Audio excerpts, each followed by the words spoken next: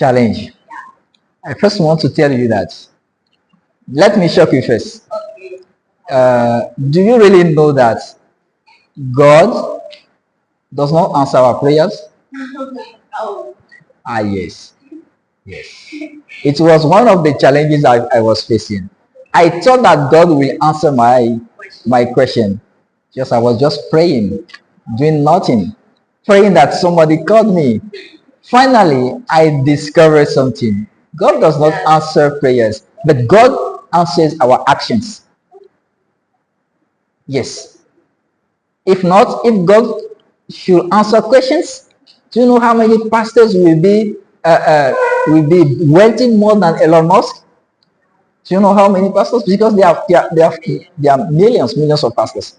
So the only thing God does is to answer our actions. That's what the first challenge. When I stepped in, I noticed that wow, God has answered me. I started the first step, thinking first about the challenge or the problem, the issue, and finding a way to address that issue was really the first challenge. And after that, um, you know, a time ago, I was invited just as a coach to work with some young people and to coach their project because they have entrepreneurship projects, and I just have to share some experience with them just the way I'm doing it.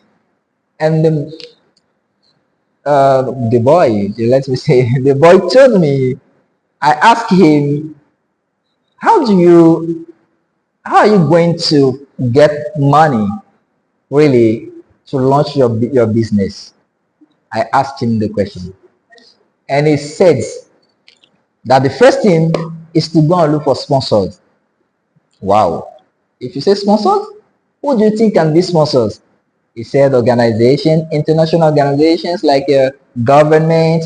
Uh, he make a list of a lot of people, and I told him I don't want to discourage you, but those people you listed, you will not receive anything from them, and that is from experience. That's the way I came. I was able to overcome one of the challenges, which is the financial area of it. Because when you start the first step, you need now money to invest in it. We say African storytelling. When you invite young people, the seats, you are coaching them. Once you give them water to drink, some of them may even come, they may not have the power to take the transport, and you have to afford for their transportation. You need money.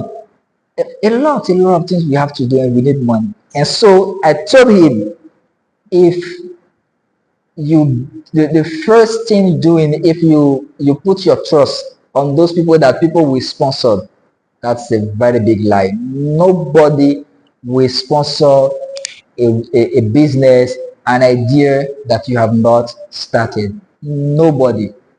Let's take the example. If I come to you and I have not started something and I want you to help me to do it, you will doubt. You will ask yourself, what's my gain? The interest of doing it. And that is exactly the way other people react also. The same thing.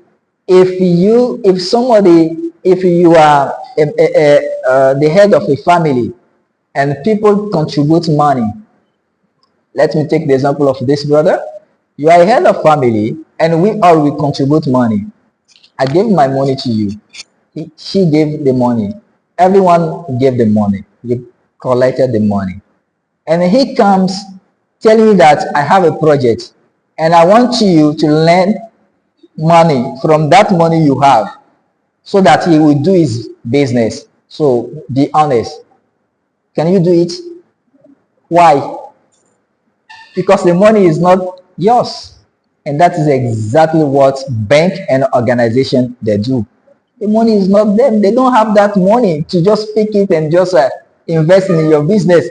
Exactly. So if you're a young person, that challenge of starting a business or starting something, thinking that people the very first time they're going to invest